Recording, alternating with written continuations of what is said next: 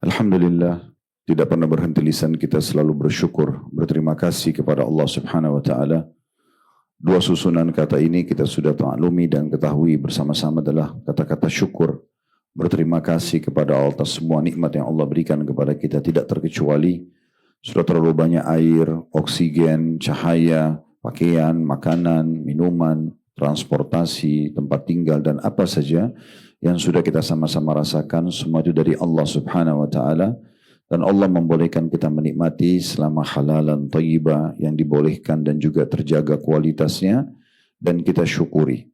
Dan Allah kekalkan dalam firman-Nya, la in syakartum la azidannakum. Kalau kalian bersyukur maka pasti aku akan tambah.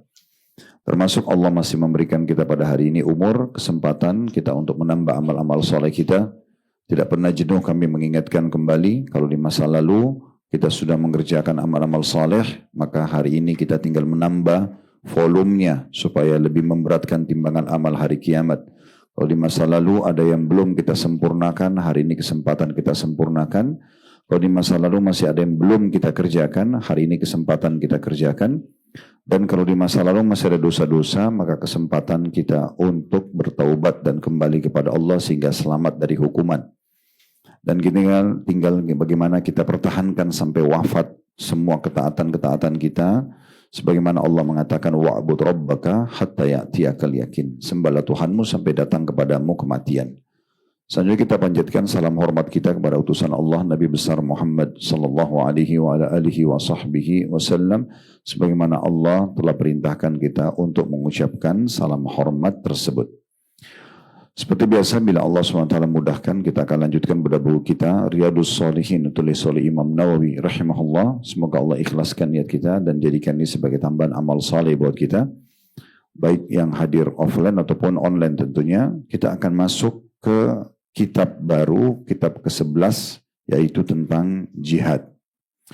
Dan babnya, bab 234 dari awal kita belajar tentang bab kewajiban jihad dan keutamaan berangkat jihad di pagi dan di sore hari. Allah Subhanahu wa taala berfirman, diangkat oleh Imam Nawawi rahimahullah, dalil pertama surah At-Taubah ayat 36 yang bunyinya, wa qatilul musyrikina kaffatan kama yuqatilunakum kaffa wa'lamu annallaha ma'al muttaqin. Dan perangilah kaum musyrikin itu semuanya, sebagaimana mereka memerangi kalian semuanya. Dan ketahuilah bahwa Allah beserta orang-orang yang bertakwa. Ayat ini memberikan pelajaran kepada kita yang perlu digarisbawahi dua hal. Allah bilang, qatilu, berperanglah kalian. Berarti memang ada hukum berperang dalam Islam, tetapi memang ada adab-adab dan tata keramanya. Hukum jihad ini bisa menjadi fardu ain. Secara individual kita wajib untuk berperang, laki-laki ataupun perempuan. Kapan itu terjadi? Kalau kita menghadapi tiga keadaan. Keadaan yang pertama, pemerintah atau pemimpin setempat mengajak seluruh masyarakatnya untuk berjihad. Misalnya presiden, kalau kita mengatakan seluruh warga Indonesia wajib untuk menghadapi musuh misalnya. Contoh waktu kita sedang dijajah oleh Belanda, oleh Portugis, oleh Jepang, dan seterusnya. Ini kalau pemerintah mengiklankan warga Indonesia wajib melawan, maka di saat itu fardu ain, secara individu kita wajib melawan, laki-laki ataupun perempuan. Keadaan yang kedua, tadi saya bilang ada tiga keadaan, sifatnya fardu ain, wajib individual. Keadaan pertama kalau pemimpin menyerukan. Yang kedua kalau negeri atau wilayah kita sedang diserang. Ya, misalnya tiba-tiba datang musuh menyerang. Di saat itu semua muslimin bergerak membela wilayah mereka. Karena kita lagi diserang. Contoh kasus waktu Madinah dikepung oleh atau diserang oleh orang-orang musyrik di perang Uhud dan juga di perang Khandaq. Kemudian yang ketiga keadaannya adalah pada saat kita sedang berada di kancah peperangan dan sudah berhadapan dengan musuh. Jadi misalnya kita sudah ikut jihad, lalu kita sudah lihat musuh nih, tinggal berperang saja. Di saat itu tidak boleh lari. Hukumnya wajib. Kalau orang lari dari medan perang, maka dosa besar. Ya, kalau sudah berhadapan dengan musuh. Nah ini keadaan sifatnya fardu ain. Hukum yang kedua namanya fardu kifayah. Wajib tapi terwakili oleh orang-orang yang sudah melakukannya. Contoh kita, masyarakat muslim Indonesia, hukumnya fardu kifayah untuk berperang membantu teman-teman kita di Palestina. Tapi bagi orang-orang Palestina, mereka kena hukum pertama, fardu ain, karena mereka lagi dijajah. Kalau kita gugur kewajibannya karena sudah ada yang berperang di wilayah itu. Tapi bukan berarti kita berlepas diri. Kita tetap bantu dengan doa supaya kita partisipasi pahala, kita bantu dengan harta misalnya ya. Dan pernah saya bahasakan juga Bapak Ibu usahakan bisa berangkat ke sana. Ya, sudah berapa kali kami sampaikan walaupun sekali seumur hidup. Dan kalau Anda berangkat sekarang ke Aqsa, ya, seperti kami buatkan program di Hutur ada Umroh Plus Aqsa. Nah itu Umroh Plus Aqsa kami buat sampai 3 kali setahun. Ada di bulan November, insya Allah nanti ini mungkin tanggal 9 November berangkat. Umrohnya tanggal 2. Jadi umroh dulu Madinah Mekah, kemudian baru tanggal 9-nya itu rencana insya Allah masuk ke Aqsa. Kemudian juga ada nanti di pertengahan Ramadan. Jadi 15 Ramadan sampai 20 Ramadan di Aqsa, kemudian 20 sampai Lebaran di Mekah, baru Idul Fitri sampai 3 Syawal di Madinah. Itu insya Allah bersama dengan saya. Yang ketiga itu ada Muslim Tour di musim haji. Jadi yang tidak pergi haji kita buatin program, judulnya itu Puasa Arafah, Sholat Idul Adha dan Berkurban di Aqsa. Itu ada program. Nah, kenapa kita ke Aqsa? Pertama karena ada keutamaan Masjid Aqsa. Ada keutamaan sholat. Ada hadis yang menjelaskan kalau Aqsa itu 500 kali lipat pahala dibandingkan tempat lain. Jadi setengahnya Masjid Nabawi. Ada riwayat lain mengatakan 250. Kalau kita pergi di masa sekarang, kita mendapatkan 3 keutamaan. Keutamaan sholat di Aqsa-nya, keutamaan jihadnya. Ini yang sedang kita bahas sekarang. Karena kan di Indonesia lagi aman, alhamdulillah tidak ada jihad, tidak ada peperangan gitu ya. Tapi di Palestina ada. Tanah Palestina semuanya sekarang itu tanah jajahan. Dijajah oleh orang-orang yang sudah kita tahu ya.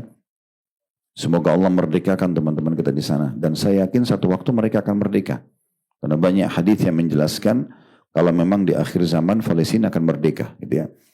Nah, tetapi sekarang karena lagi konflik, maka tanah Palestina seluruhnya tanah jihad. Seluruhnya. Makanya saya kalau bawa jemaah saya katakan dari hotel saja kita ke Masjid Aqsa, kaki kita nginjakin tanah itu, kita sedang injakin tanah jihad. Walaupun kita aman. Apalagi sebagai turis, nggak diganggu. Gitu kan? Cuma tanah itu tanah jajahan. Nanti akan ada disebutkan hadisnya. Orang kalau injak medan perang, Bapak Ibu sekalian, hitungan waktunya ya, hanya hitungan 2 perahan susu. Jadi kalau kita perah susu unta atau kambing atau sapi, misalnya 1 perah ke perah yang kedua, itu kan detik. Dari perahan itu, seperti itu saja kita di medan perang, sudah wajib kita mendapatkan surga. Nah itu kita bisa dapatkan kalau sekarang dengan menginjakkan kaki di sana. Cuma dari hotel menuju ke Masjid Aqsa. Karena memang wilayah itu wilayah konflik, wilayah sedang berperang. Gitu ya.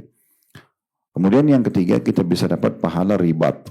Ribat itu mengikat diri di perbatasan atau di wilayah yang konflik antara muslim sama non-muslim. Kata Nabi SAW, ribat sehari semalam lebih baik daripada dunia dan seluruh isinya. Nah kalau kita sekarang ke Palestina, kita dapat 3 keutamaan ini. Kalau mereka sudah merdeka, kita hanya dapat keutamaan sholat di Aqsa saja. Sudah nggak dapat pahala jihad, sudah nggak dapat pahala ribatnya. Ya. Tapi Ustaz saya takut. Nggak usah takut. Mati itu akan datang dimanapun Anda berada. Di waktu itu, di tempat itu, kalau ajal datang pasti mati. Mau ada dimanapun, nggak bisa kita tunda. Kalau takdirnya kita meninggal di Jakarta, di atas ranjang, di hari itu, detik itu akan mati. Kalau hari itu takdirnya kita akan meninggal di tempat lain, ditabrak mobil, kita akan meninggal di tempat itu. Kalau takdirnya itu kita akan mati di medan perang seperti itu. Kita lagi tawaf, kita lagi sa'i, apapun aktivitas kita, detik itu, di waktu itu kita akan meninggal. Maka jangan berpikir, oh saya kalau ke Palestina nanti saya akan bisa mati. Enggak, kalau mati dimanapun, pasti. Ya, dan Alhamdulillah jemaah kita ada yang berangkat baik orang tua. Pernah ada jemaah kita tuh suami istri. Istrinya 87 tahun, yang suaminya 89 tahun. Masuk ke Aqsa. Masya Allah. sholat dan segala macam, tidak ada masalah. Ya. Ini bukan karena program travel ya, tapi memang karena jihadnya. Saya merasa poin ini walaupun Anda tidak menggunakan jasa Uhud Tour, saya tetap sarankan semua jemaah pilih travel yang Anda cocok, cari program Aqsa-nya. Karena Aqsa itu sekarang ini pahalanya banyak. Lebih banyak daripada nanti kalau sudah merdeka gitu ya. Nah kalau sudah merdeka cuma pahala sholat doang. Sekarang dari hotel pergi ke masjid aja kita injakin kaki di medan perang. Karena itu medan penjajahan gitu ya. Juga kita menginap 3-4 hari di sana. Itu selama kita nginap kita seperti ribat. Karena wilayah konflik gitu ya. Yang tadi saya bilang ribat 1 hari lebih baik daripada dunia dan seluruh isinya. Nah jadi kita kembali kepada hukum tadi. Hukum yang pertama fardu ain. Dia wajib individual dalam 3 keadaan. Kalau imam atau pemimpin negara mewajibkan, menyerukan. Kemudian yang kedua kalau kita sedang diserang. Wilayah kita diserang, tiba-tiba musuh datang menyerang misalnya. Dan yang ketiga kalau kita di kancah peperangan dan sedang berhadapan musuh. Hukum yang pertama. Hukum yang kedua fardu kifayah. Terwakili oleh orang-orang muslim yang sudah melakukan. Nah seperti kita di Indonesia pada saat melihat keadaan teman-teman kita di Palestina. Mereka fardu ain, kita fardu kifayah. Supaya lebih jelas fardu kifayah itu berarti dia wajib kalau tidak ada yang melakukan ya. Tapi kalau sudah ada yang mewakili maka yang lainnya gugur. Seperti di majelis kita ini misalnya ada yang datang, satu orang jemaah lalu mengatakan Assalamualaikum warahmatullahi wabarakatuh misalnya. Dia salam. Mengucapkan salam hukumnya sunnah. Tapi menjawabnya hukumnya wajib. Nah kalau misalnya tidak ada yang jawab maka semua kena hukum. Tapi kalau sudah ada satu yang menjawab yang lainnya gugur. Itu namanya fardu kifayah. Kewajiban tapi terwakili kalau sudah ada yang melakukan gitu ya. Tapi bukan berarti kita santai-santai, kita justru tidak melakukan, justru kita harusnya mengejar keutamaan itu. Yang ketiga dia bisa menjadi sunnah muakkadah, sunnah yang ditekankan. Misal lagi nggak ada masalah antara muslimin dengan orang non muslim tapi Anda pergi ke perbatasan.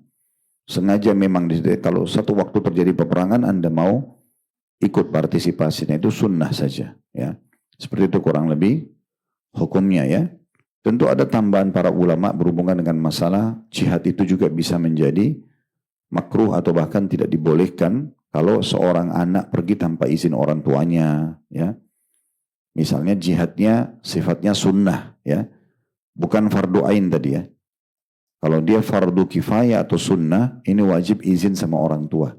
Tapi kalau fardu ain tadi 3 keadaan, pemimpin wilayah menyerukan wilayah kita lagi diserang dan kita lagi di kancah peperangan berhadapan musuh, ini tidak perlu izin orang tua. Ini udah harus langsung berperang gitu ya. Tapi kalau fardu kifayah tadi sama sunnah ini harus wajib izin. Ini cukup banyak dalilnya, anak-anak muda pernah datang di masa Nabi SAW lalu izin ikut berjihad.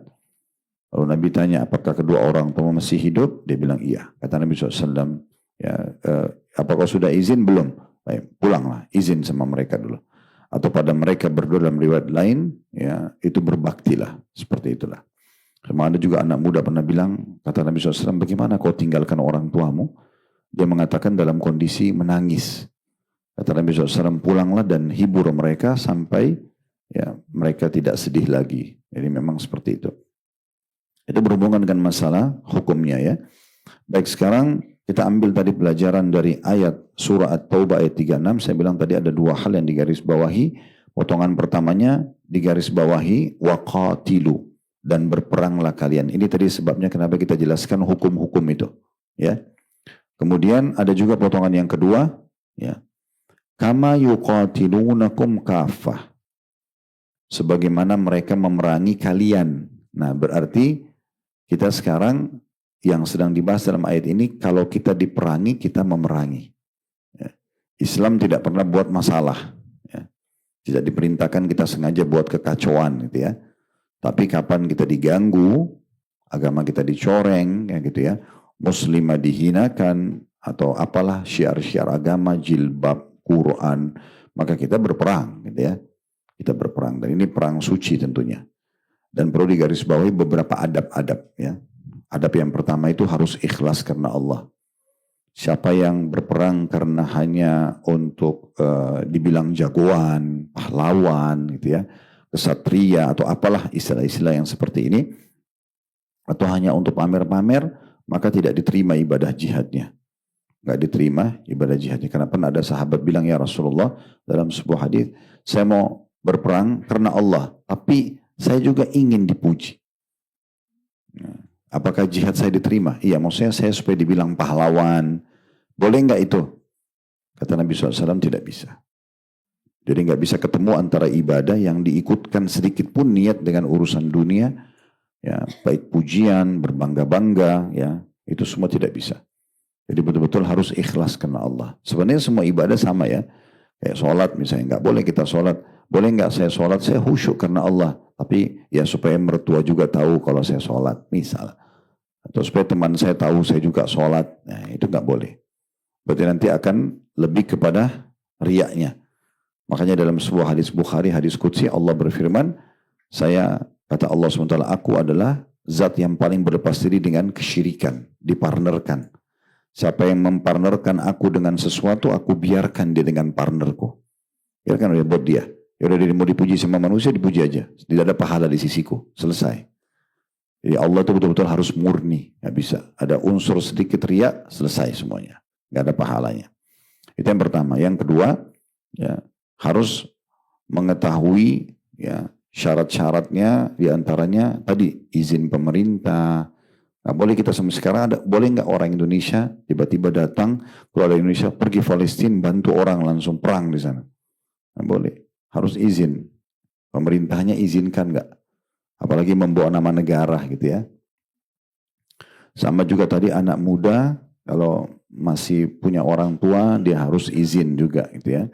Jadi harus ada syarat-syarat begini. Kemudian juga yang ketiga punya persiapan dalam berperang, gitu kan?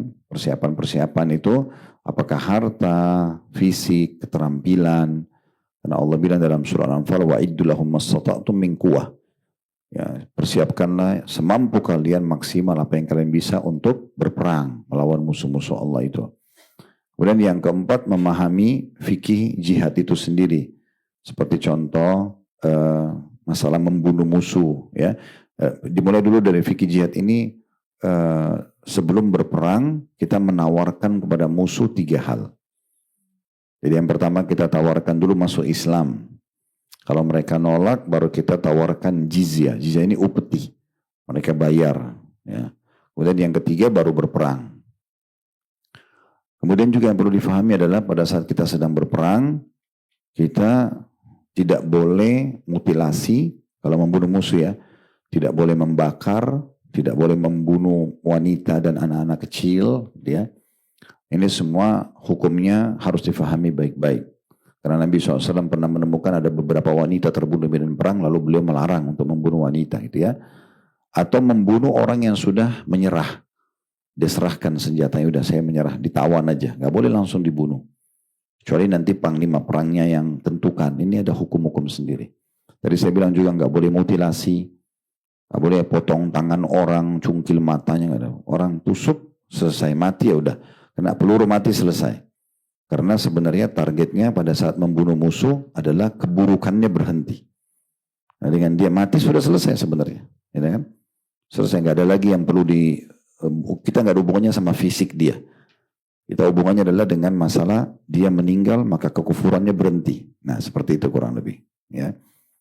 Juga tidak boleh membakar. Kata Nabi SAW, tidak boleh membakar kecuali pemilik api itu sendiri. Maksudnya Allah Subhanahu Wa Taala. Jadi nggak boleh membakar musuh gitu ya. Sama juga pernah kita singgung hewan pun misalnya. Contoh misalnya orang boleh membunuh tikus. Tapi nggak boleh membakarnya.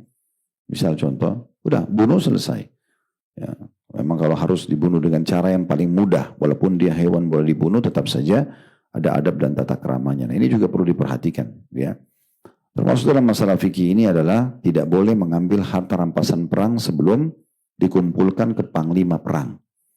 Ya, kalau ada orang misalnya masuk medan perang nih, kita masuk medan perang semuanya, kita lagi berperang dan kita menang lawan musuh, semua hartanya orang-orang non muslim itu menjadi ghanimah, harta rampasan perang. Tapi nggak boleh kita ambil pribadi, berebut-berebut gitu nggak boleh. Nah itu harus diserahkan semua ke panglima perang nanti akan bagi. 1/5-nya, misalnya contoh saja, terkumpul uang 1 miliar. disita dari musuh. Ini contoh saja angkanya. Maka berarti dibagi 5. 200 jutanya itu diberikan di jalan Allah. Kalau di masa Nabi SAW masih hidup diberikan Nabi nanti yang atur kasih orang miskin, orang-orang susah, itu 1/5. 4/5-nya, 800 jutanya berarti. Ya, itu dikasih kepada mujahidin. Makin besar pengorbanan dia, biaya dia pergi jihad, maka makin besar juga dia mendapatkan ghanimah. Contoh misalnya beda orang yang beli senjata mahal, dia beli tunggangan yang mahal gitu. Ada biaya besar, maka itu lebih besar ghanimahnya. Itu biasa dibagi oleh panglima perang. Jadi nggak boleh ada orang tiba-tiba ngambil. Misalnya dia ada musuh depannya mati, ternyata contoh saja ya, ini contoh. Musuh itu ternyata punya peluru banyak dan dia tahu peluru itu jenisnya mahal. Dia langsung ambil dikantongin. Atau musuh itu pakai cincin ditarik sama dia diambil langsung dikantongin. Ini namanya gulul. Gulul nggak boleh.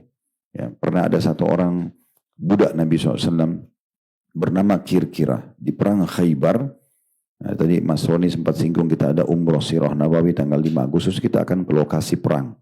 Di lokasi perang Khaybar itu ada 9 benteng orang Yahudi yang pernah ditaklukkan oleh Nabi SAW. Gitu ya. Nah itu kejadian waktu itu perang Khaybar di masa Nabi SAW itu ada satu orang namanya Kirkirah. Orang ini bertugas menyiapkan perlengkapan perang Nabi.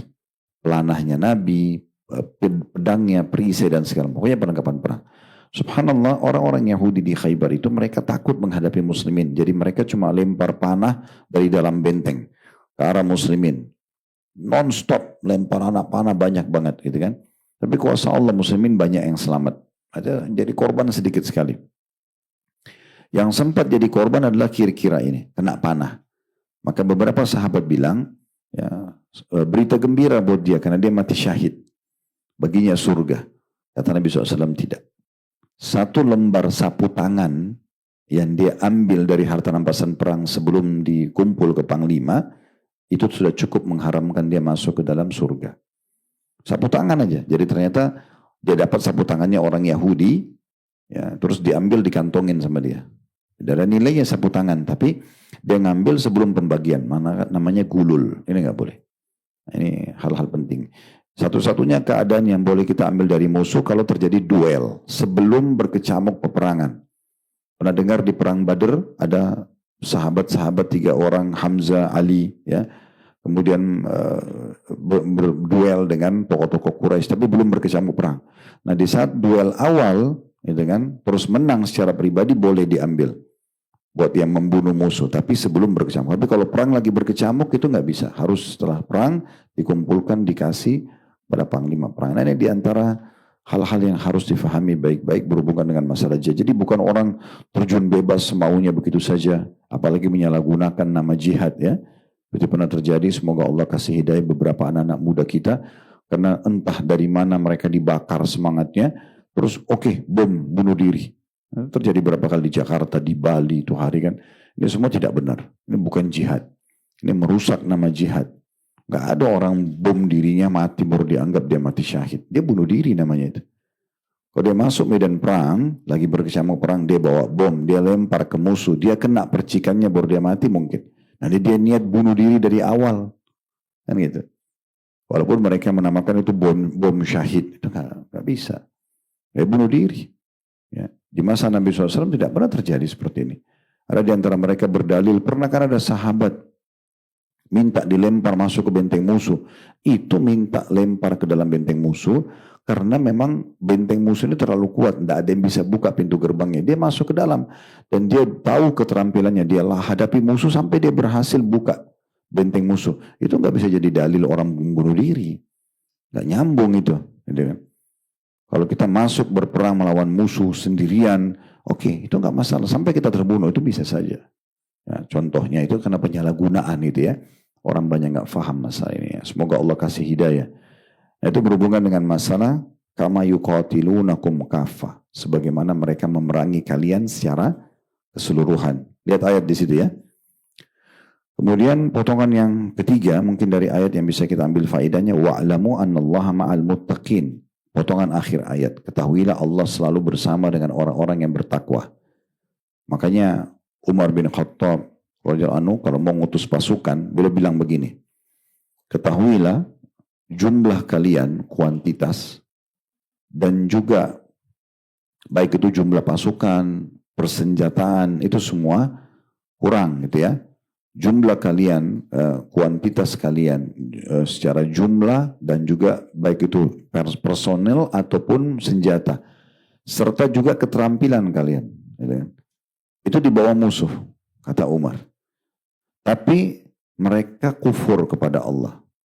Maka kalian punya kekuatan, walaupun jumlah kalian kurang secara personel, senjata kalian kurang, keterampilan kalian mungkin tidak seperti mereka dalam berperang, tapi kalian punya ketakwaan kepada Allah, maka dengan itu Allah kasih kalian kemenangan. Jadi kapan kalian maksiat kepada Allah di medan perang, pastikan mereka akan menang. Karena mereka sudah lebih dari sisi jumlah senjata dan jumlah personil, senjata dan juga keterampilan. Tapi mereka kufur, Allah berikan kemenangan karena kekufuran mereka. Makanya orang berjihad itu betul-betul harus bertakwa sama Allah. Makanya para kisah-kisah orang-orang jihad dulu itu, bahkan perang musuh itu mereka sambil puasa, mereka tidak tinggalin sholat malam, mereka mengkhatam Al-Quran, ya, mereka bersedekah, itu semua dikerjakan agar peperangan mereka diberikan kemenangan oleh Allah Subhanahu wa ta'ala, gitu ya. Jadi Allah selalu bersama orang bertakwa, dan itu ayat khusus, ayat potongan ini khusus untuk jihad tadinya, makna khususnya, tapi makna globalnya semua masuk dalam masalah ini. Jadi apapun yang Bapak Ibu kerjakan, selama Anda dahulukan ketakwaan kepada Allah, maka selesai. Ya, semuanya akan termudahkan. Kemarin kita ada acara itu ya, cinta itu adalah taat, judul kemarin, kalau ada yang sempat hadir di JCC kemarin kalau salah ya. Di hari Sabtu pagi itu di Rihlah, itu sempat kita bahas kurang lebih hampir 2 jam tentang masalah bagaimana seseorang itu kalau mendahulukan Allah Subhanahu wa ta'ala dalam hidupnya, maka pasti semua urusannya mudah. Sebagai contoh misalnya, Anda kalau lagi sholat duha dan ada aktivitas tuh, syaitan biasa membuat kita seakan-akan buru-buru aja selesaikan. Oh, kita juga mau keluar. Atau sholat wajib, tadi Anda sholat duhur, buru-buru deh. Nanti mau ngobrol sama teman-teman, mau makan. Kadang-kadang kita dahulukan urusan dunia, kita bengkalikan Allah SWT. Ini biasanya urusannya malah jadi sulit. Gitu. Kalau mau lebih gampang, coba nikmatin dulu sholatnya. Apapun godaan syaitan, a'udzubillahi minasyaitonir rajim. Semua gerakan, semua bacaan ada pahalanya. Sampai selesai sholat, benar-benar baru Anda aktivitas. Lihat bagaimana Allah mudahkan. Ya, mudah sekali Allah SWT mudahkan. Maka kita kalau mendahulukan Allah dalam segala hal, maknanya takwa. Bertakwa kepada Allah, maka Allah akan mudahkan urusannya. Sejalan dengan surah At-Talaq, surah nomor 65 ayat 3 dan ayat 4 ya. Ayat 2 sama ayat 3, maaf. Di akhir ayat 2 At-Talaq Allah mengatakan wa may yattaqillaha yaj'al lahu makhraja. Siapa yang bertakwa sama Allah, Allah akan berikan makhraja, jalan keluar dari semua permasalahan dia. Ayat 3-nya wa yarzuqhu min haitsu la yahtasib. Allah berikan rezeki dari tempat tidak disangka-sangka. Nah, seperti itulah. Sekarang kita masuk dalil kedua yang diangkat oleh Imam Nawawi rahimahullah. Itu tadi semua panjang lebar baru surah At-Taubah ayat 36 ya. Sekarang kita masuk Al-Baqarah 216. Masih masalah jihad tentunya. Bunyinya ayat ini, kutiba alaikumul qitalu wa huwa kurhun lakum wa asa an takrahu syai'an wa huwa khairun lakum wa asa an tuhibbu syai'an wa huwa syarrun lakum wallahu ya'lamu wa antum la ta'lamun. Diwajibkan atas kalian berperang, padahal itu tidak menyenangkan bagi kalian. Tetapi boleh jadi kalian tidak menyenangi sesuatu, padahal itu baik bagi kalian. Dan boleh jadi kalian menyukai sesuatu, padahal itu tidak baik bagi kalian. Allah mengetahui, sedang kalian tidak mengetahui. Ayat ini memiliki banyak sekali pelajaran. Yang pertama, bahwasanya ada hukum wajib dalam jihad. Karena Allah mengatakan kutiba alaikum, diwajibkan atas kalian, dan sudah kita sebutkan tadi kapan dia jadi wajib ya. Saya tidak ulangi lagi tadi ya. Ada fardu ain, ada fardu kifayah. Kemudian potongan yang kedua, bahwasanya Allah sang pencipta mengetahui kalau perang itu tidak disukai oleh manusia. Makanya Allah bilang wa huwa kurhun lakum, kalian tidak suka itu. Tetapi ketidaksukaan kita secara manusiawi itu sudah Allah ketahui. Makanya Allah berikan balasan yang tidak setimpal. Maksudnya terlalu jauh balasannya besarnya dibandingkan pengorbanan jihad kita. Ya. Harta yang kita keluarkan di jihad itu paling besar pahalanya. Kemudian juga pengorbanan kita ya. pernah ada satu orang perempuan, ibu-ibu, dia datang di masa Nabi SAW berkata begini, ya Rasulullah, suami saya sekarang sedang berperang, jihad. Anda utus pasukan, dia sedang ikut sekarang. Selama dia ada di kota Madinah, apa yang dia kerjakan saya selalu ikuti. Dia sholat, wajib, sunnah, puasa, zikir, baca Quran, pokoknya semua saya ikutin. Sekarang dia lagi pergi. Saya tidak tahu dia buat apa di sana, ibadahnya apa. Tapi paling tidak dia lagi berjihad. Saya sekarang tidak berjihad. Tolong sampaikan ke saya amalan yang bisa menyamai pahala suami saya. Begitu ibu itu bilang. Kata Nabi SAW, tanya ibu itu, kamu mampu nggak untuk puasa tidak berbuka dan sholat malam tidak pernah berhenti?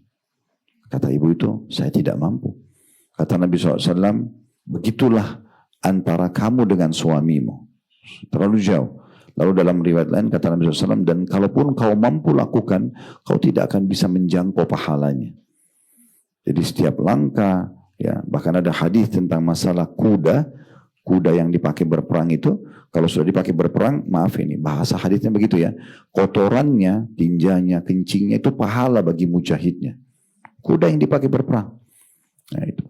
Jadi memang pahalanya besar sekali. Setiap lembah yang dilewatin akan menjadi saksi hari kiamat. Pokoknya semua suka dukanya. Dan dalam hadis yang lain ada 3 golongan pasti Allah jamin. Kalau dia hidup akan diberikan rezeki, kebahagiaan. Kalau dia meninggal dijamin masuk surga. Disebutkanlah orang yang salah dari 3 ini orang yang berperang di jalan Allah. Kan kalau secara kasat mata manusia kan pergi berperang berarti jauh dari rumah. Rumah kan biasanya nyaman. Ya, sekecil apapun rumah kita pasti tahu, kita menata, kita nyaman lah. Ada tempat tidur kita, ada WC kita, ada kamar mandi, ada mungkin dapur untuk masak dan makan, ada kulkas, ada sofa, macam-macam lah. Seperti rumah yang kita sudah tahu masing-masing gitu ya. Nah sekarang orang jihad kan tinggalkan semua itu. Hal yang paling pertama yang mengganggu kita kalau kita di luar rumah, kalau kita kebelet mau buang air kecil, mau buang air besar, cari kamar mandi mana nih, bersih nggak seperti rumah. Medan perang nggak ada itu, udah pasti hilang. Terus yang kedua masalah tidur. Kita tata dengan bersih, AC-nya dingin, mungkin sudah dibubuhi parfum misalnya tempat tidur kita. Di medan perang mana ada tidur di tanah, tidur di pohon. Kadang-kadang istirahatnya sambil cuma duduk sebentar gitu ya. Di rumah ada keamanan, ada ketentraman. Di medan perang mana ada? Setiap saat kita bisa ditangkap musuh, bisa ditawan, bisa dilukai. Ya kalau langsung dibunuh mati, kan itu. Jadi banyak hal secara kasat mata manusia itu kayaknya berat, jihad ini berat gitu ya. Tapi Allah Subhanahu wa taala justru menjamin kalau dia hidup dia akan bahagia dan diberikan rezeki. Dan kalau dia meninggal dijamin masuk surga. Ini keutamaan yang luar biasa memang ya. Makanya tidak bisa kita rasakan kecuali orang yang memang pergi. Nah mirip orang pergi haji misalnya gitu ya. Yang lebih sedikit di bawahnya jihad. Mungkin orang kalau lihat ramainya, padatnya, tawaf, sa'i, aduh repot nih. Di Mina, di Arafah, di Muzdalifah panas nanti cuacanya 50 derajat, 45 derajat. Jadi dia tidak mau lakukan. Tapi orang kalau sudah terjun ke sana, udah beda lagi kasusnya. Dia akan rasakan kemudahan-kemudahan yang Allah berikan gitu ya. Bahkan orang walaupun letih, keringatan, haji pulang, kalau dia ikhlas, kalau orang ditanya mau haji lagi enggak? Iya mau. Orang mau gitu kan, ada kenikmatan sedang. Jihad itu lebih membuat orang penasaran. Makanya sahabat itu habis perang Badar, ada perang Uhud ikut lagi, perang Khandaq ikut lagi, perang Khaybar ikut lagi, Bani Mustalik, Bani Nadhir, banyak sekali peperangan-peperangan. Ada pembebasan kota Mekah, ada Hunain, ada Tabuk. Peperangan-peperangan itu banyak sekali dan mereka semangat sekali menghadirinya. Karena Allah SWT berikan ketenangan. Gitu ya. Allah berikan ketenangan. Nah seperti itulah. Ada riwayat lain juga menyebutkan tentang masalah orang yang keluar dari rumahnya, kemudian dia pergi sholat di masjid. Ya, itu juga golongan yang termasuk dapat jaminan gitu ya. Dan orang yang tinggal di rumahnya. Nah ini yang suka keluyuran-keluyuran ini hadisnya. Orang tinggal di rumah itu tidak keluar kecuali darurat, ada kebutuhan. Tinggal di rumah aja, itu juga dapat jaminan. Ya, dalam sebuah riwayat disebutkan juga karena dia selamat dari gangguan orang, orang pun selamat dari gangguan dia. Nah, itu juga termasuk. Tapi kita bahas masalah jihadnya. Jadi ada hal-hal yang kita tidak suka, tetapi ya Allah lebih tahu masalah itu. Nanti kan kita jelaskan di faedah ketiga tentang masalah itu ya. Sama juga dengan orang yang mati syahid. Karena begitu dia terbunuh di medan perang, kena tembakan peluru misalnya, lalu dia meninggal, maka kata Nabi SAW dalam sebuah hadis yang sahih, sesungguhnya orang yang mati syahid itu dia akan diampuni di awal tetesan darahnya. Begitu keluar darahnya pertama, semua dosanya bersih. Kecuali utangnya. Dalam sebuah riwayat disebutkan begitu ya. Makanya orang biasa sebelum pergi berjihad, dia tulis wasiat kalau dia punya utang atau dia lunasi utangnya baru dia pergi berperang gitu ya. Nah, jadi memang ada keutamaan yang banyak dalam masalah jihad itu. Belum lagi tentu sudah pernah kita sebutkan orang mati syahid itu bisa memberikan syafaat 70 keluarganya, dia selamat. Jadi dia boleh tunjuk kamu ikut saya ke surga yang selama muslim. Walaupun keluarganya ahli maksiat, walaupun itu syafaat pertolongan, itu kan. Dia bisa memilihnya. Tentu orang itu kalau tidak keluar dari Islam ya, kalau dia tinggalkan sholat, jahat dan membangkang, nggak ada sholat, itu kan bisa kufur dia. Atau dia buat kemusyrikan yang akhirnya membuat dia keluar dari Islam, itu tidak masuk dalam syafaat ini. Ya. Kemudian juga dia akan selamat dari pertanyaan mungkar nakir di kuburan, ya, sehingga tidak lagi yang dikhawatirkan dari siksa kubur. Dia akan lewat dari timbangan amal hari kiamat tanpa hisab, masuk surga tertinggi yaitu Firdaus, gitu ya. Dan sekian banyak keutamaan yang bisa didapatkan. Jadi nanti dalam sebuah hadis juga begini, Bapak Ibu sekalian, ini hadis agung sekali. Kata Nabi SAW, tidak ada orang yang berharap kembali ke dunia setelah meninggal. Kita mungkin sekarang masih cinta dengan dunia kita, tapi kita kalau sudah meninggal, dikasih pilihan kembali sudah nggak mau. Ya, orang sudah nggak mau kembali. Orang beriman, dia tahunya dia akan masuk ke surganya. Orang kafir dia takut menambah kekafirannya. Kecuali orang yang mati syahid. Dia berharap kembali ke dunia. Apakah untuk makan lagi, tidur lagi? Enggak. Untuk merasakan prosesi terbunuhnya dia. Jadi proses terbunuhnya itu yang dirindukan oleh mereka.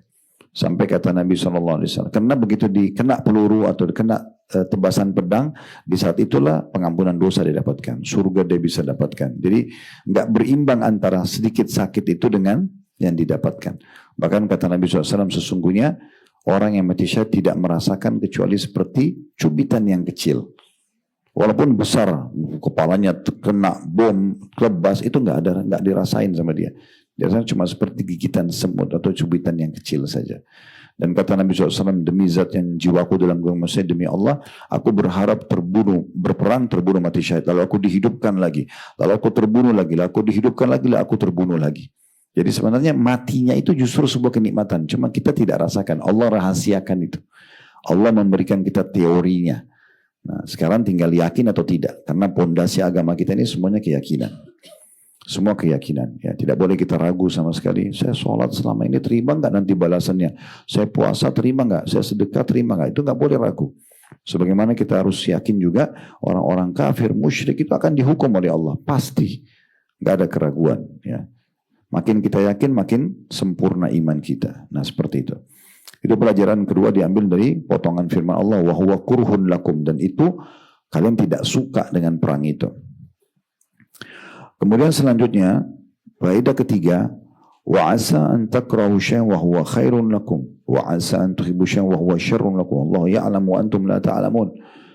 Bisa saja kalian tidak suka sesuatu, kalian benci sesuatu, tapi itu baik buat kalian. Bisa saja kalian benci, tapi itu baik buat kalian. Ya. Jadi bisa saja kalian tidak suka, tapi itu baik. Allah tentukan syariat misalnya. Dan bisa saja kalian suka, tapi sebenarnya itu buruk buat kalian. Allah lebih tahu daripada kalian. Nah gitu ya. Nah di sini Allah SWT memastikan, maksudnya apa yang Allah syariatkan, walaupun kalian tidak suka, kerjakan saja.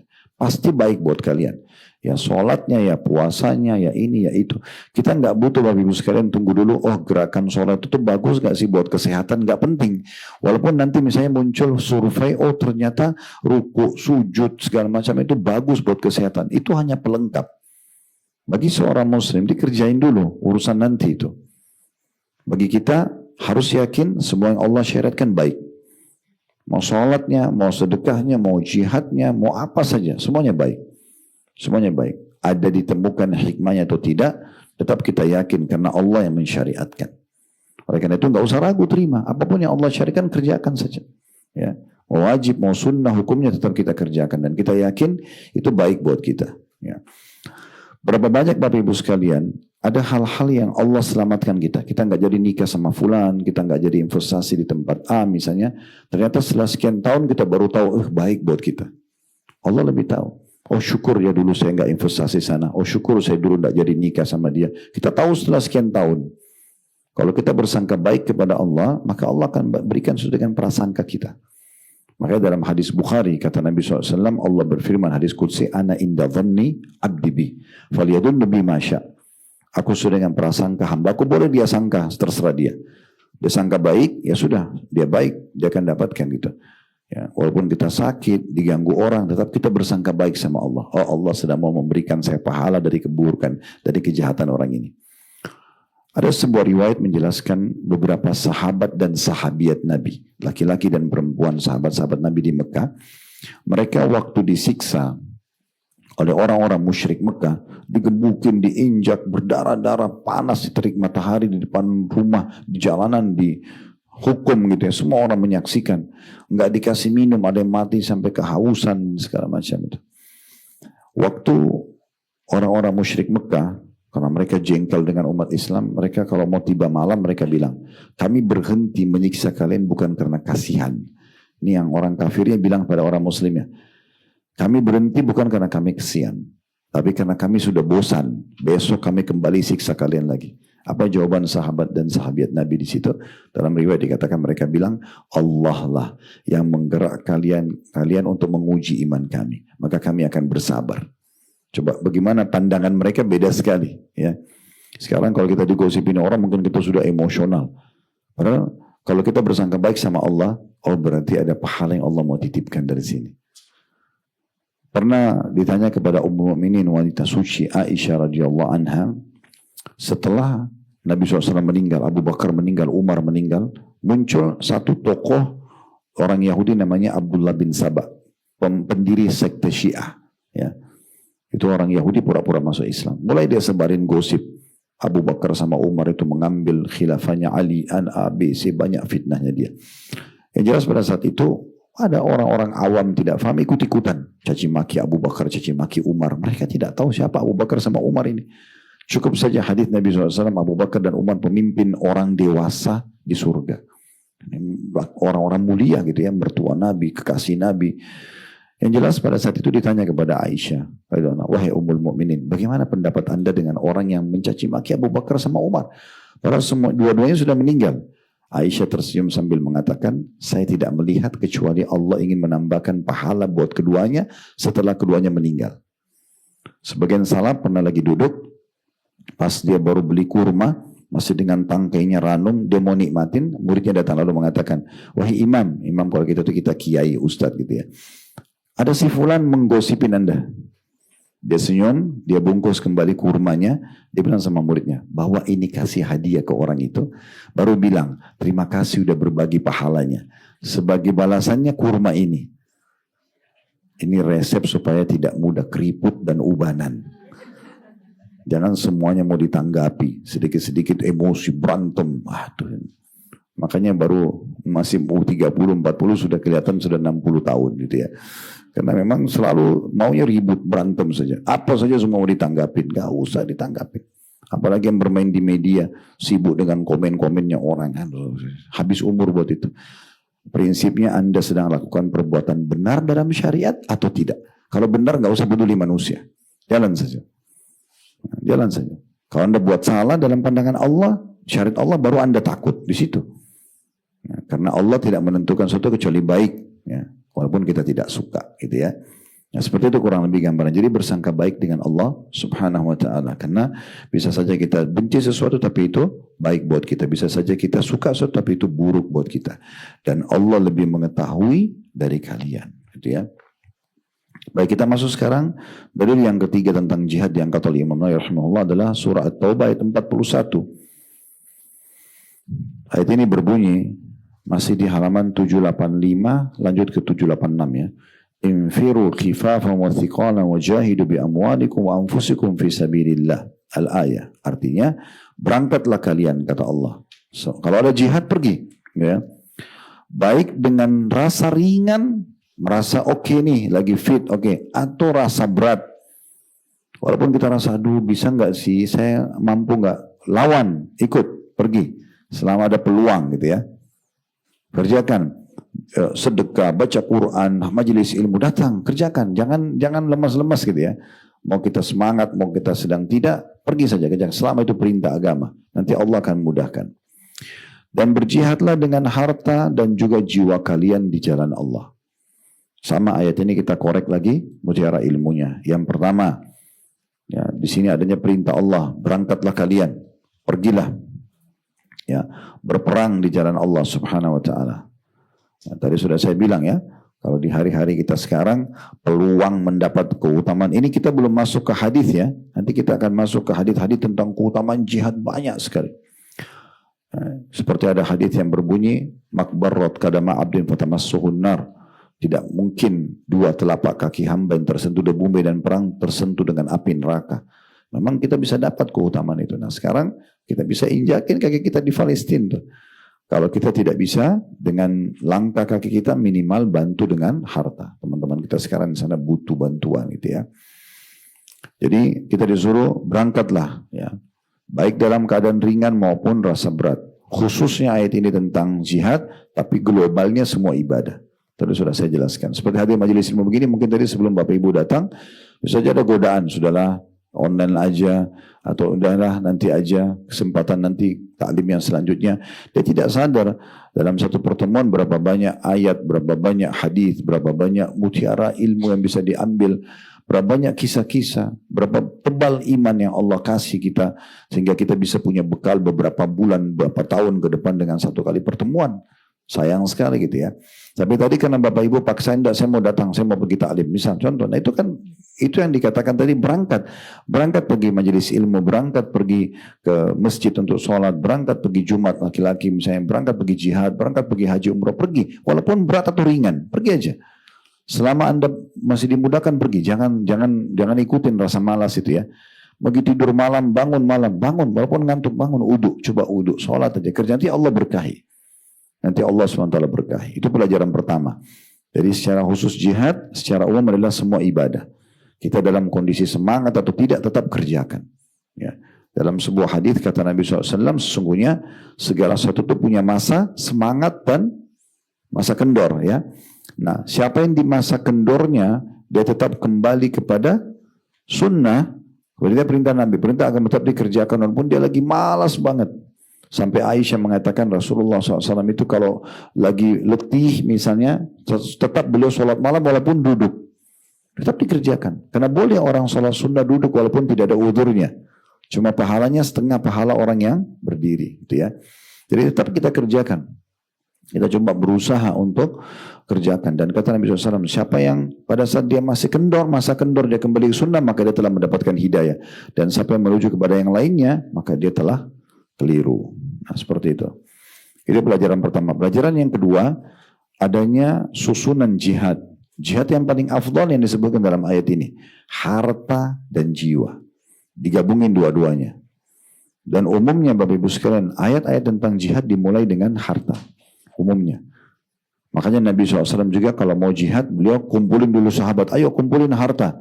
Ada yang bawa emas, bawa perak, ada yang menyumbang kuda, unta, baju perang, pedang, segala macam lah. Ya, tergantung kemampuan masing-masing. Setelah terkumpul semuanya, ya harta-harta tersebut Nabi SAW mulai atur untuk membiayai peperangan.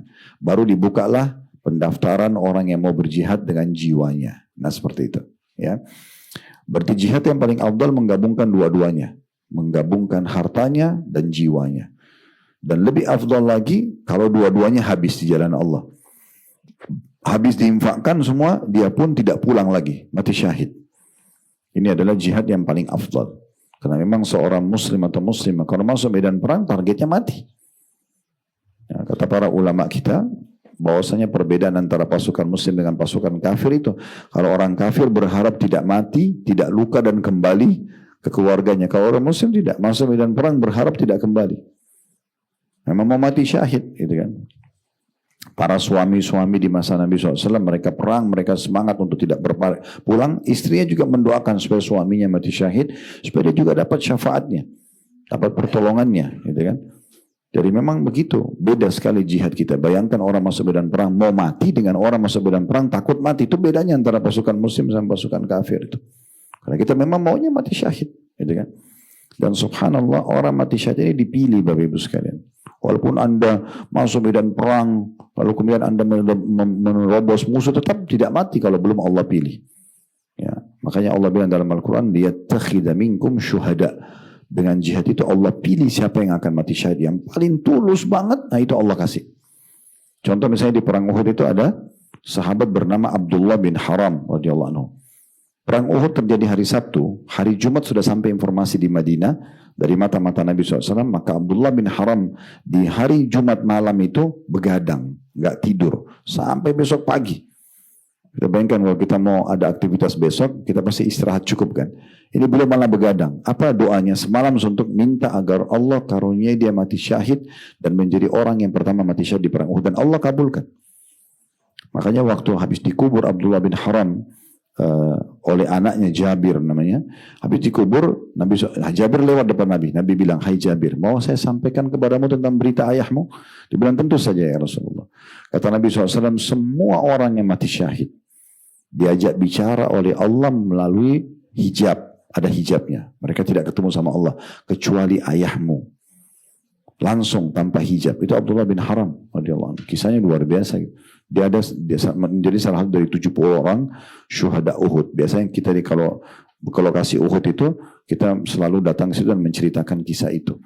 Nah, karena itu luar biasa kisahnya. Ya. Dan banyak syuhada-syuhada yang lain gitu ya. Saya pun terinspirasi menamakan travel kita Uhud Tour itu karena Uhud itu. Saya lihat kok waktu sebelum saya namakan itu, kok hampir seluruh dunia ini pasti datang ke Uhud. Pasti. Cuma datang 10 menit, 15 menit, ini perang Uhud selesai pulang. Gitu-gitu aja kan. Ya, kalau kita di Uhud itu saya ajak ke atas Bukit Pemana, duduk di sana 1 jam minimal. Antara 50 sampai 60 menit kita ceritain tentang peperangan itu. Sebabnya, pembentukan pasukan, strategi perang, kemudian bagaimana umat Islam menang di awal, bagaimana kalah di pertengahan, dan bagaimana menang terakhir di Hamrat Asad. Karena itu pesan, sayang banget. Ya, hampir setiap saat, bahkan dari Masjid Nabawi itu, sekarang karena banyak bangunan sudah diratakan oleh pemerintah Saudi, kita bisa lihat tuh, Gunung Uhud langsung kelihatan. Selama kita lihat gunung itu berarti kita menang peperangan Uhud, kan gitu. Nah, itu luar biasa peperangan itu. Baik, jadi jihad yang paling tinggi adalah jihad harta dan jiwa. Dan dia lebih baik lagi kalau dia habiskan hartanya, dia juga mati syahid. Jihad yang kedua adalah jihad hanya dengan jiwa. Dia tidak punya harta, dia ikut perang. Dibiayai orang kah, dia nebeng lah, pokoknya dia ikut berperang dengan jiwanya. Ya. Kata Nabi SAW, termasuk manusia yang baik adalah manusia yang di tengah kebisingan dunia ini, dia memegang tali kekangan kudanya lalu dia masuk medan perang sampai dia terbunuh mati syahid. Nah, ini juga berperang dengan jiwa. Kalau dia tidak mati maka tidak masalah, sudah dapat pahala. Tapi kalau dia sampai mati itu lebih baik lagi. Kemudian baru harta saja. Ya. Termasuk kebutuhan tentunya ya. Walaupun ulama ada yang mengatakan jiwa dan harta ini tergantung kondisi dan keadaannya.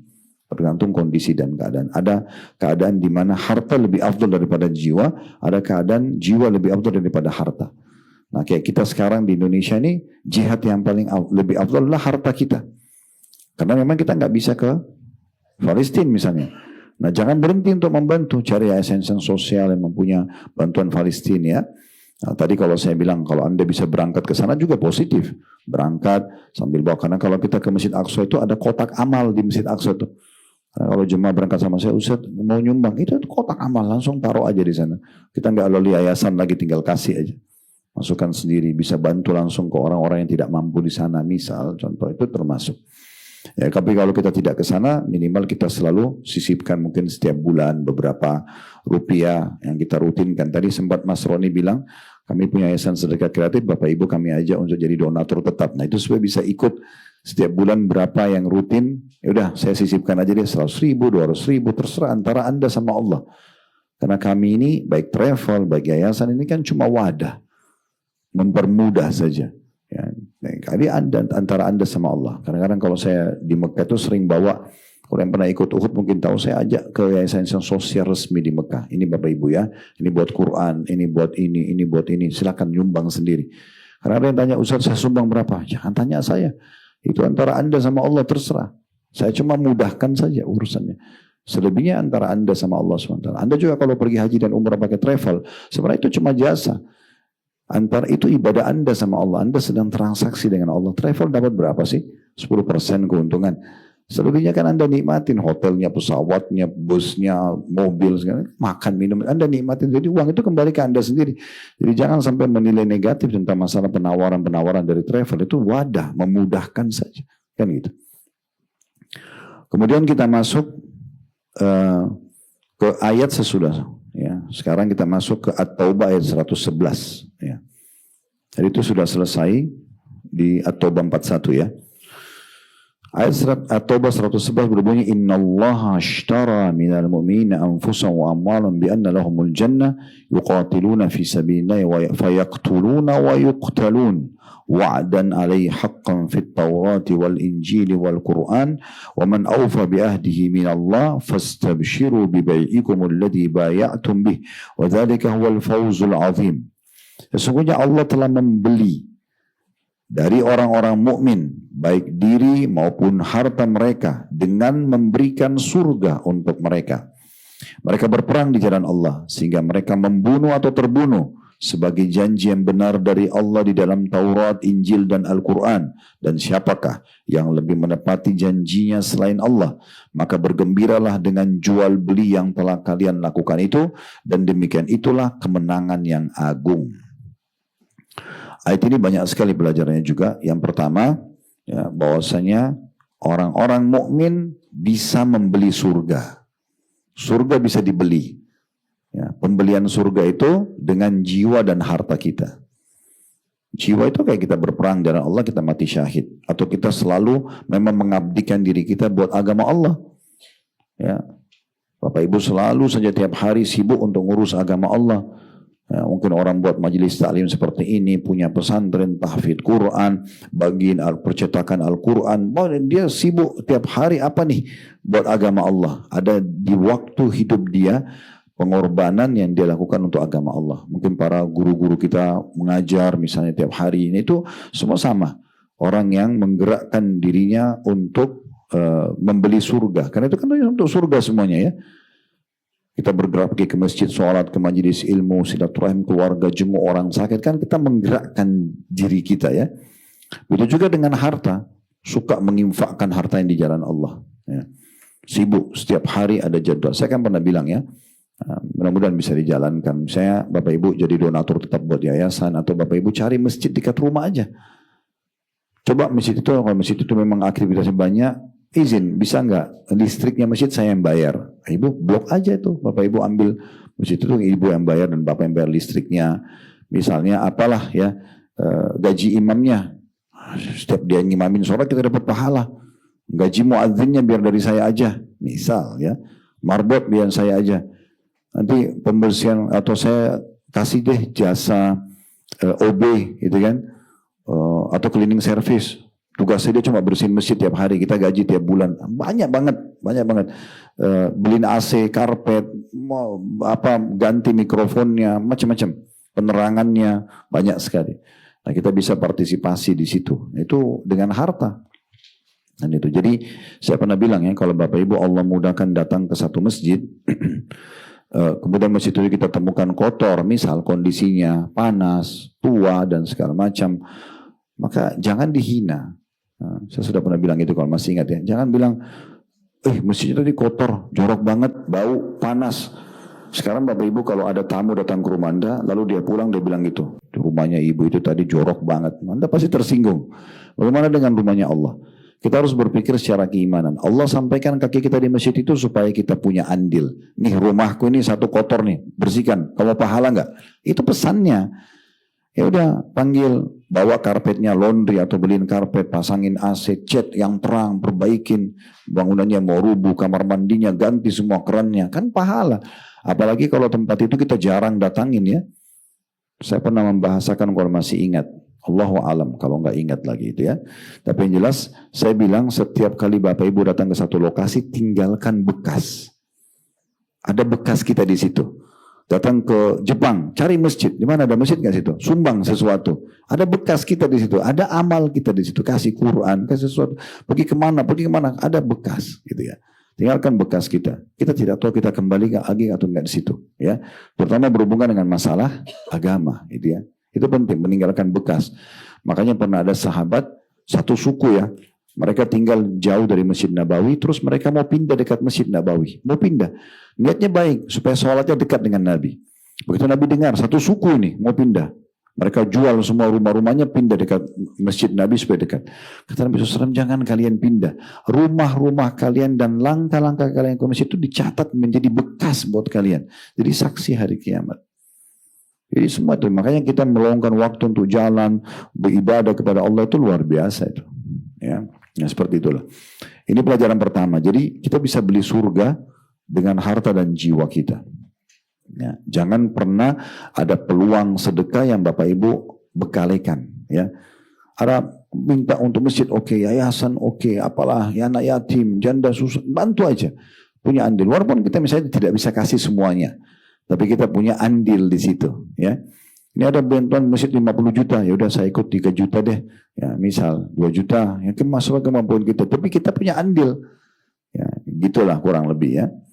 Nah ini pernah ada satu kisah, kalau Bapak Ibu pernah dengar, namanya Sa'ad ibn Ubadah. Sahabat Nabi ini berdoa begini sama Allah. Ya Allah, mudahkanlah agar hambamu ini membeli surgamu dengan harta.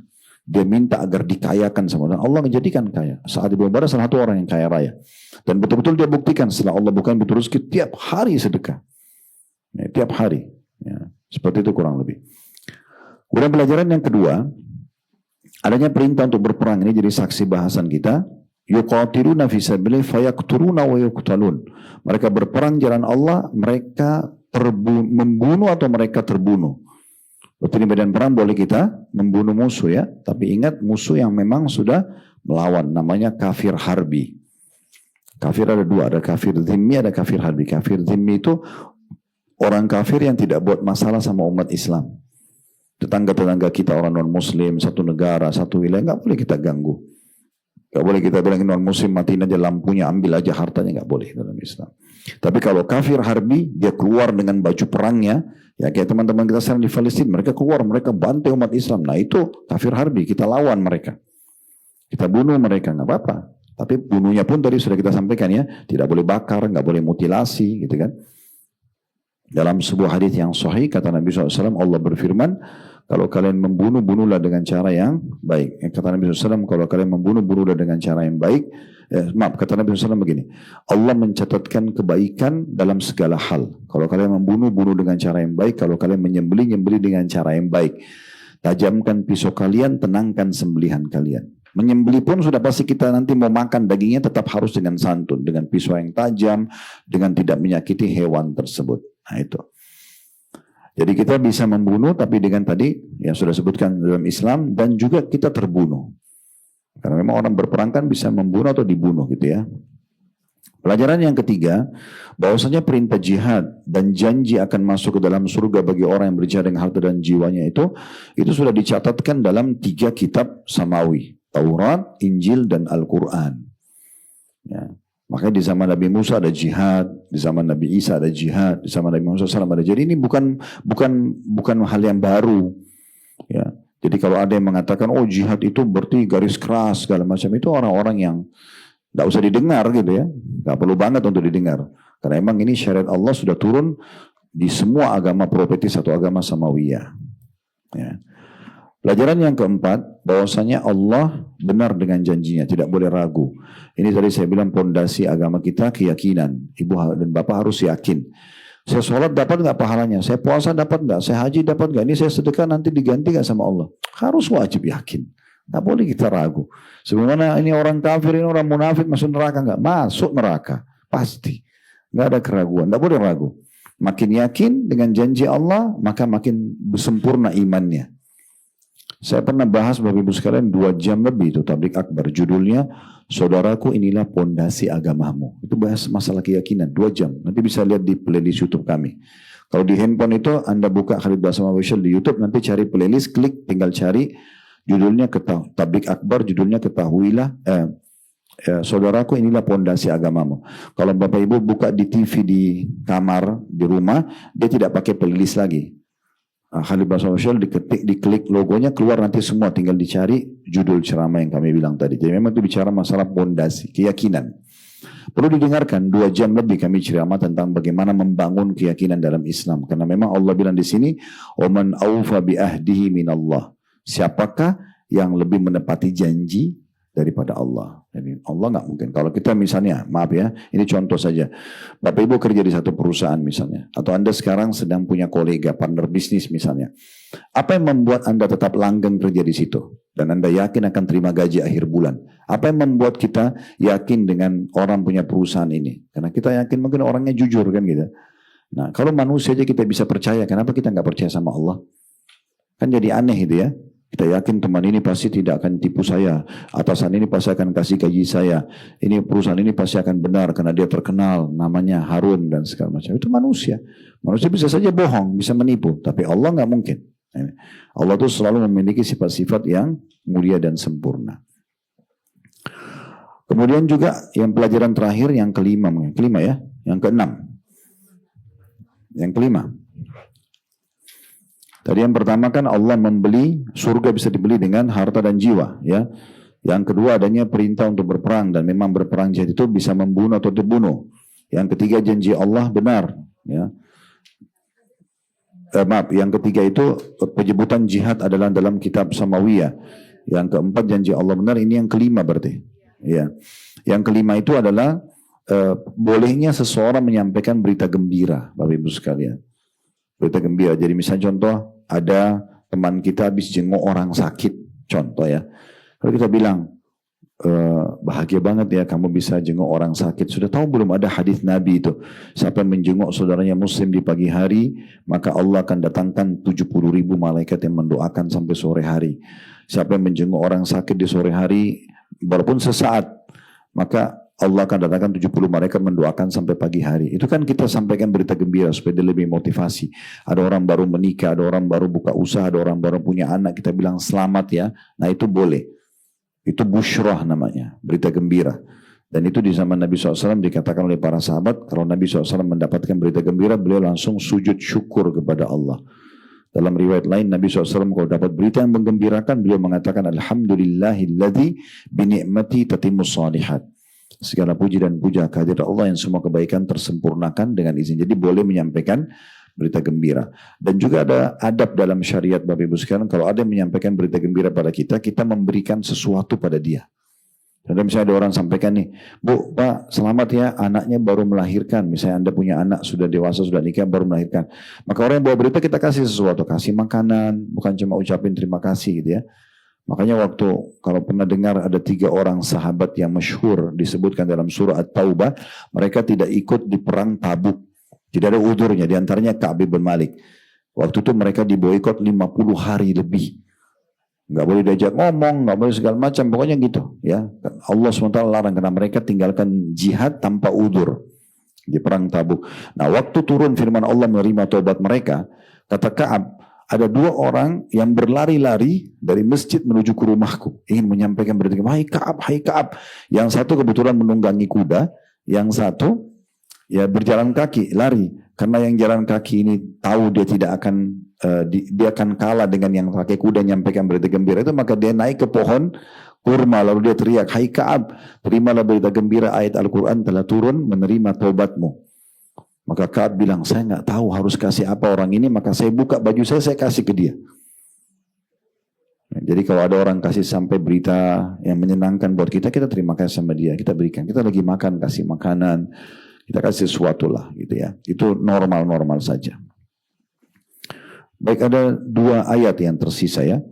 Dan kita masuk ke An-Nisa 95 sama 96. La yastawil qa'iduna minal mu'mina ghairu ulid darari wal mujahiduna fisabilillah bi amwalihim wa anfusihim faddalallahu mujahidina bi amwalihim wa anfusihim 'ala al-qa'idina darajah wa kullan wa'adallahu al-husna wa faddalallahu mujahidina 'ala al-qa'idina ajran 'azima darajati minhu wa maghfiratan wa rahmah wa kana Allahu ghafurar rahima. Terjemahannya, tidaklah sama kedudukannya tentunya antara orang-orang yang beriman yang duduk, maksudnya tidak ikut berperang, tanpa mempunyai udzur atau halangan dengan orang-orang yang berjihad di jalan Allah dengan harta dan jiwanya. Allah melebihkan derajat orang-orang yang berjihad dengan harta dan jiwanya atas orang-orang yang duduk atau tidak ikut berperang tanpa halangan, karena kepada masing-masing Allah menjanjikan pahala yang baik atau surga, dan Allah melebihkan orang-orang yang berjihad atas orang-orang yang duduk dengan pahala yang besar, yaitu beberapa derajat darinya ampunan serta rahmat, dan Allah Maha Pengampun lagi Maha Penyayang.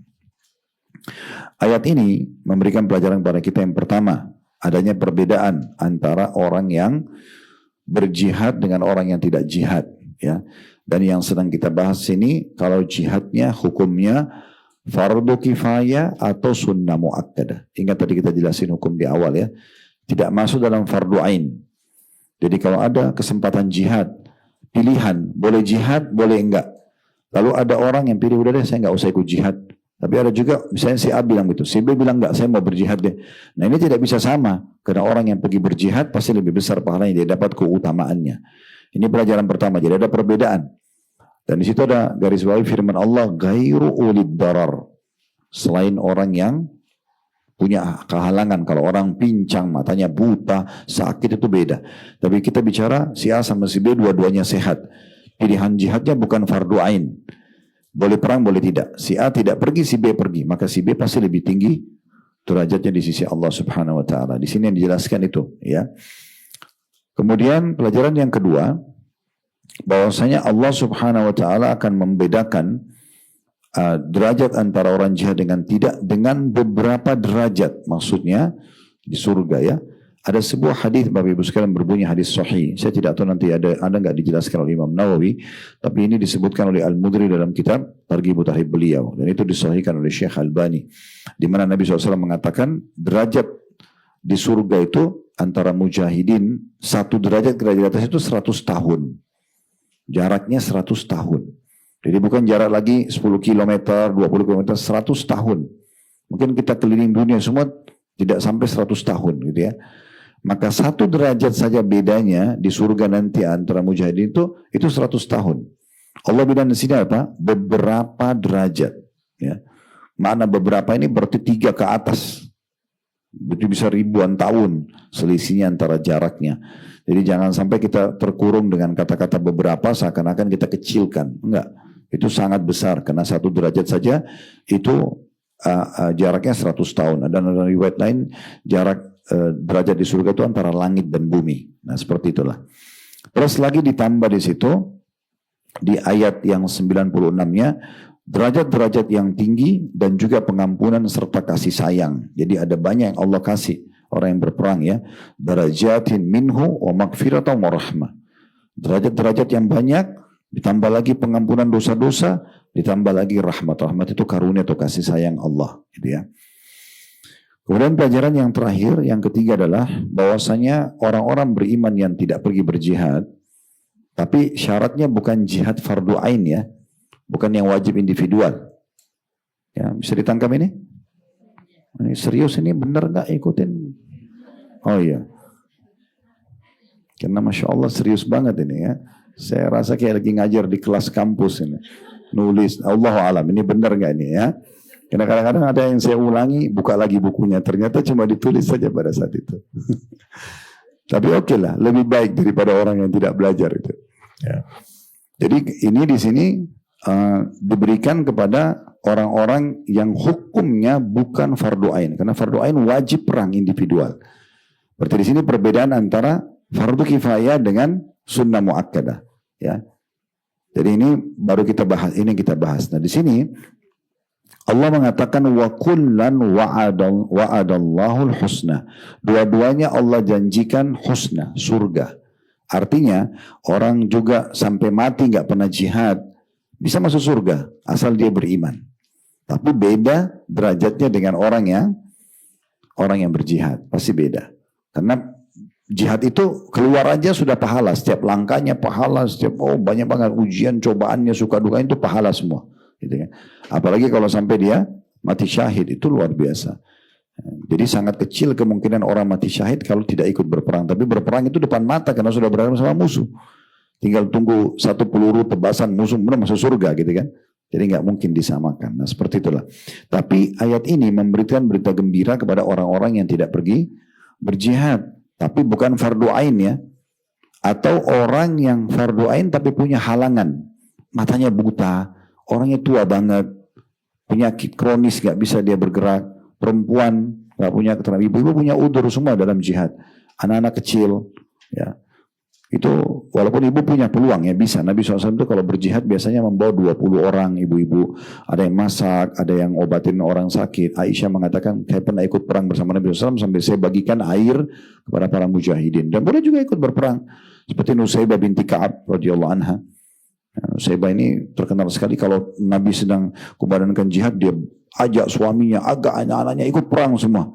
Dan di perang Uhud kata Nabi SAW, dimanapun serangan Quraisy menuju ke arahku, aku temukan Nusaybah binti Ka'ab mematahkannya. Nah ini salah satu sebab kenapa saya namakan salah satu anak saya Nusaybah, karena terinspirasi dengan itu. Ibu dan bapak kalau dikasih anak laki-laki perempuan jangan lupa nama ini. Nusaybah ini luar biasa. Seorang wanita yang terkenal dengan semangat jihadnya. Karena beberapa kali kita bahas masalah jihad ya. Itu nama-nama yang mulia. Sama juga wanita pertama mati syahid dalam Islam yang dibunuh oleh Abu Jahal. Siapa namanya? Sumayyah. Ya. Itu juga nama-nama yang baik tuh. Ya, itu contoh-contohnya. Baik, di situ kita ambil pelajaran dari dua-duanya dijanjikan surga ya. Berarti orang beriman tidak jihad pun bisa dapat. Tapi sifatnya bukan yang fardu ain. Maka mereka insya Allah juga tetap masuk surga. Tapi nggak bisa disamakan dengan orang yang berjihad ya. Masih ingat nggak pernah saya sampaikan memahami firman Allah SWT setelah surga itu dikatakan khalidina fiha, kekal selamanya di dalamnya ya. Kata-kata khalidina fiha ini pernah saya bahas. Bisa dua makna. Makna yang pertama, kita kalau masuk surga kita punya kepemilikan abadi. Sekali masuk surga selamanya milik kita. Istana itu selamanya, dayang-dayang itu, pakaian, pokoknya semua jadi milik kita selamanya. Di dunia kan kepemilikan sementara ya. Kita punya sertifikat rumah, kita punya BPKB, semua itu sementara. Kalau kita meninggal jadi hak waris kan. Tapi di akhirat nggak ada mati. Maka kepemilikannya abadi. Itu makna khalidina fiha, kekal selamanya. Ini semua kita bisa pahami lah. Gitu ya. Dan kita masuk surga kita akan kekal. Dan ulama sepakat tidak ada orang yang masuk surga lalu keluar lagi. Udah nggak ada. Sekali Anda lolos masuk surga selesai. Makanya Imam Ahmad mengatakan rahimahullah, ketenangan dan kegembiraan sebenarnya adalah kalau kaki kita sudah menginjakkan di surga. Karena tidak akan keluar selamanya. Khalidina fiha. Itu makna pertama. Makna kedua yang saya ingin kita fahami lebih dalam lagi. Makna khalidina fiha juga adalah Bapak Ibu kalau sudah sampai pada satu level di surga itu nggak pindah-pindah. Ya, contoh misalnya amal kita nilainya dari 1 sampai 100 kita maksimal 30. Dari semua akumulasi amal kita cuma bisa 30. Masuklah kita ke level 30 di surga. Ya udah khalidina fiha.